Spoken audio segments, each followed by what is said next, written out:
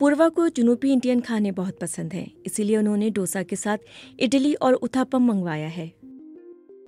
और कोई ऑल्टरनेटिव नहीं है क्योंकि रोज़ाना खाना बना नहीं सकते, सब लोग काम करते हैं, इतना टाइम नहीं होता है किसी के पास, तो खाना ऑर्डर करना ही पड़ता है बाहर से।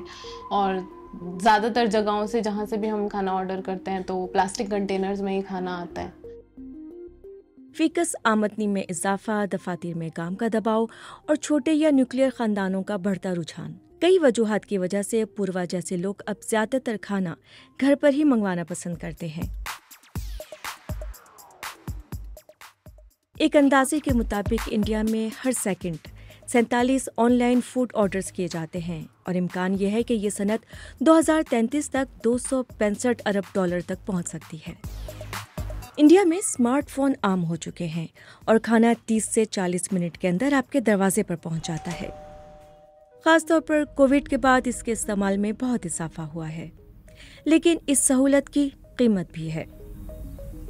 बर्बाद खाने, पैकिंग के लिए एक बार इस्तेमाल होने वाला प्लास्टिक जैसे चम्मच, बैग, प्लेट, नैपकिन, प्यालों से बनता शहरों में कचरों का पहाड़, खाना ले जाने वालों की गाड़ी से होने वाली आलूदगी और ना जाने क्या क्या।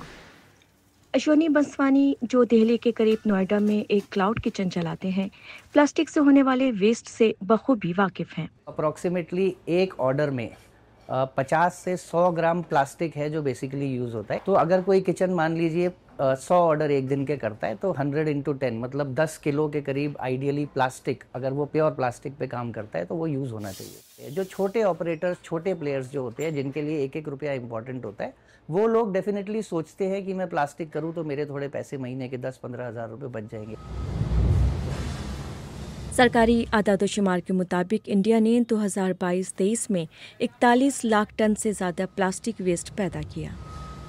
काफ़ी रसायन ऐसे हैं जो धीरे धीरे प्लास्टिक में से निकलकर हमारे खाने में मिल जाते हैं, जैसे कि बिस्फेनॉल ए है, थैलेट्स हैं, परफ्लोरोक्लोराइड कंपाउंड्स हैं। ये सब जो हैं ये धीरे धीरे प्लास्टिक में से निकलकर हमारे खाने में मिल जाते हैं। ये केमिकल जो हैं कि बहुत कम मात्रा में इनका बहुत बुरा असर होता है, जैसे कि ये हार्मोनल इम्बैलेंस बनाते हैं हमारी बॉडी में। इससे जो हमारे ग्रोथ है उस पर भी असर पड़ता है, इसलिए ये नवजात शिशु के लिए भी बहुत हानिकारक है और जो बच्चे हैं उनके लिए भी हानिकारक होते हैं।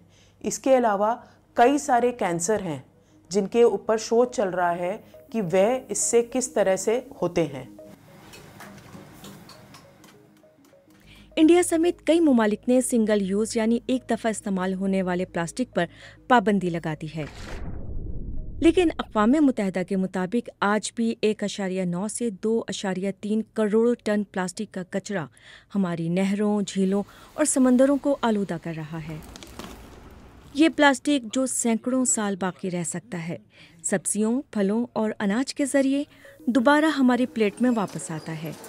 तनकीद और तशवीश के दरमियान कंपनियां माहौल दोस्त हल की बात करती हैं। बायोडिग्रेडेबल पैकेजिंग को अक्सर एक हल तस्वुर किया जाता है, लेकिन एक तहकीक के मुताबिक अब तक पैदा होने वाले कुल प्लास्टिक वेस्ट का सिर्फ 9% ही रिसाइकिल हुआ है। अगर किसी चीज़ पर बायोडिग्रेडेबल का लेबल लगा हुआ है, इसका मतलब ये नहीं कि ये मिट्टी में खुद ब खुद मिल जाएगा। हालिया मुतालियात के मुताबिक पॉलीथीन, जिसका बड़े पैमाने पर इस्तेमाल होता है, खाने में तकरीबन 300 केमिकल्स खारिज करते हैं। हम लोगों को कैसे आगाह करें कि प्लास्टिक खतरनाक है? एक तजवीज़ ये है कि प्लास्टिक कंटेनर्स पर वार्निंग लेबल्स लगाए जाएं।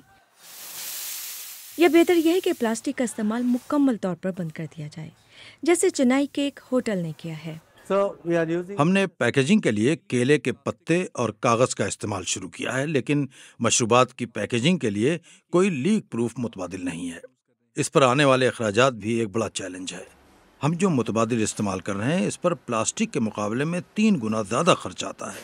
इसके बावजूद हमने इसे इस्तेमाल करने का फैसला किया है, लेकिन सब रेस्टोरेंट्स ऐसा नहीं कर पाएंगे।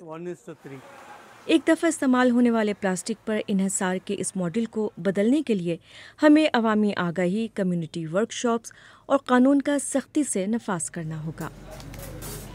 क्योंकि ये अपूर्वा जैसे लोग ही हैं जो अपनी सेहत से इसकी कीमत अदा करेंगे। ये तो कंपनीज को ज़्यादा सोचना पड़ेगा ना कि वो हेल्दियर ऑल्टरनेटिव्स प्रोवाइड करें। मतलब जिम्मेदारी सभी की है, लेकिन मुझे लगता है कि जहाँ से खाना आ रहा है, जो फूड जॉइंट्स हैं या फिर रेस्टोरेंट्स हैं, उनको ज़्यादा ध्यान देना पड़ेगा, क्योंकि भेज तो वही रहे, हमें तो पेपर के कंटेनर्स में मिले या फिर प्लास्टिक के कंटेनर्स में मिले, हमें ज़्यादा फर्क नहीं पड़ता है। तो they have to come with better packaging जो एनवायरनमेंट के लिए अच्छी हो। तो आई थिंक उनको ज़्यादा ध्यान देने की ज़रूरत है।